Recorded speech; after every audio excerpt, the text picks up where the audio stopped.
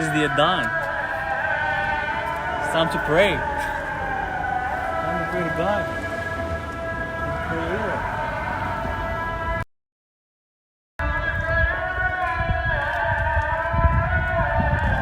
Here is what we call the Lycian tombs.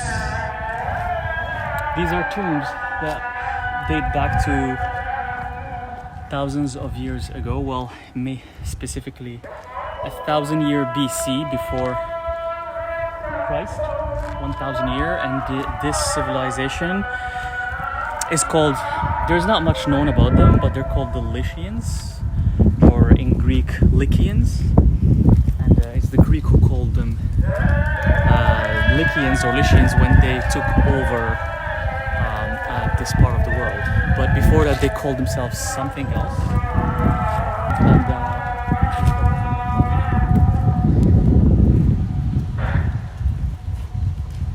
And these were tombs that were carved off the mountain, as you can see here.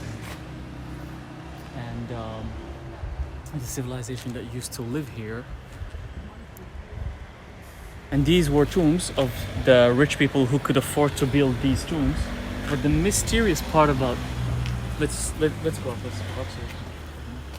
But the mysterious thing about these tombs is that they're carved off the mountain. And now we're talking about this done. This was probably done 1,000 year BC, so thousands of years ago. How were they able to carve buildings like this from the mountain, directly from the mountain?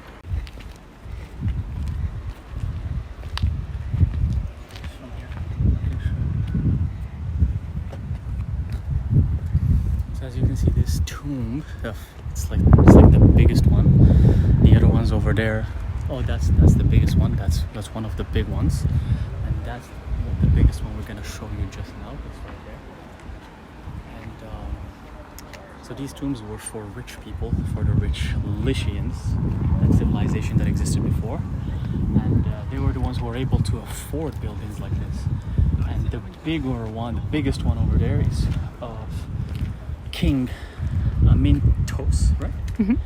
Of King Amyntas. That's his tomb. It's the biggest one, and he was the king of this civilization. He was the ruler. But it's kind of interesting because there's not much known about this civilization. There's not much details. It's just the people who used to live around this area. And again, when the Greek came here, they started calling them the Lycians. And there's another village in another side of the mountain we're gonna show you in another day, called Kayakoi. And it's like a deserted village, and it was also occupied by the Lycians. But we're gonna talk about that in another video. But that is But that is the biggest one right there. That's the biggest tomb. Now we're going upstairs.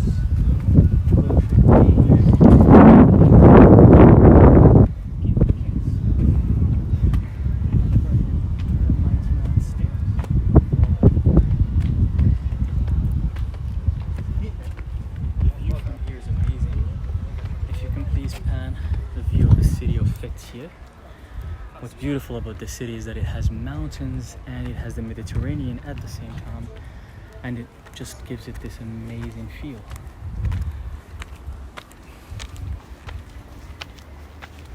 It's surrounded by mountains, so you got the water, you got earth.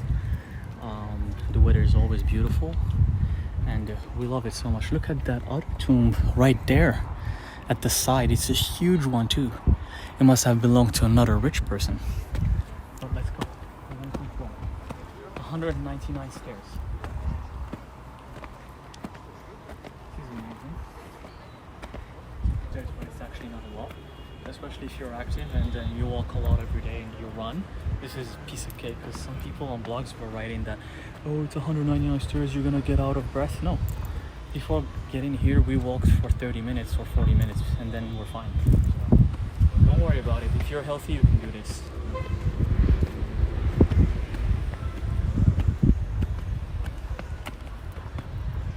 it still blows my mind how they can build stuff like this out of mountains. It's solid rock mountains. That blows my mind. If you go to the smartest engineers of our day, of this day and age, and you ask them, can you do something like that? They wouldn't know. They maybe can drill holes inside mountains, but not carve stuff like that, and pillars and columns like that. So again, look at the view of Fethiye, this beautiful city that we're loving so much. Look at the mountains.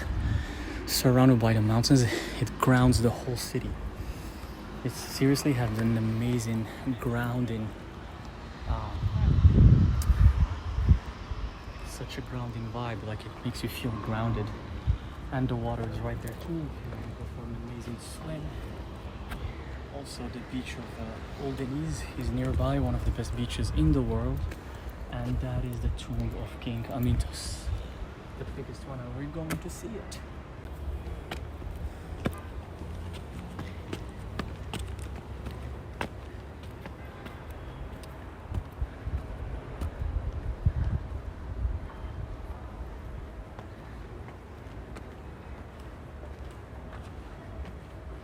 It's so cool. I love it.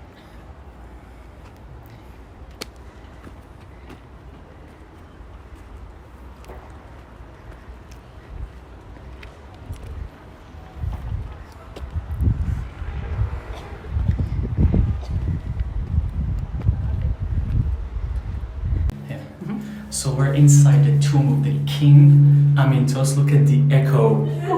It's crazy.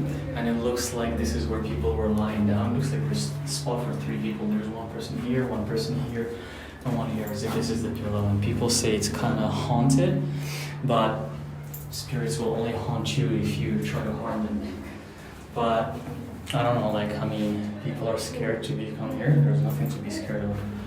Because spirits, after all, they're just like us. If you're scared of them, they'll be scared of you too. But anyway, let's come on. But it's pretty tiny. We thought it's going to be bigger than this. But they have this whole entrance for something small like this.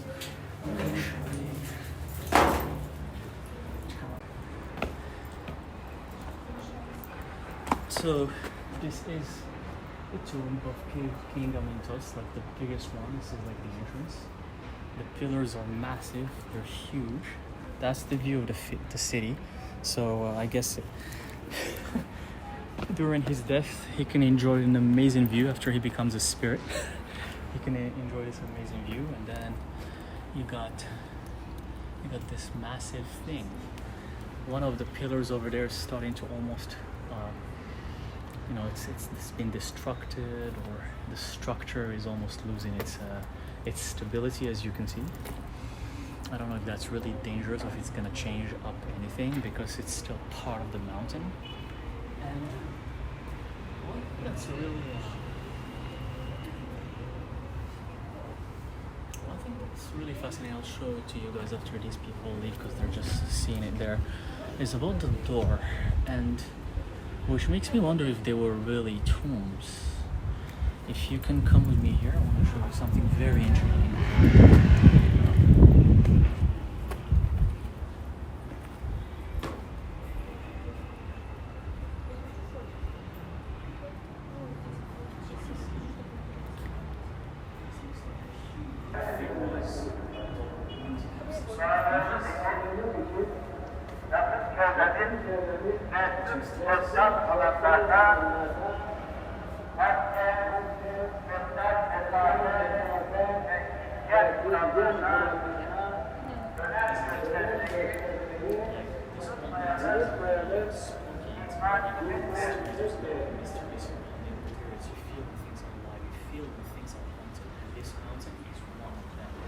So we're not sure if these were really tombs. This is just my theory.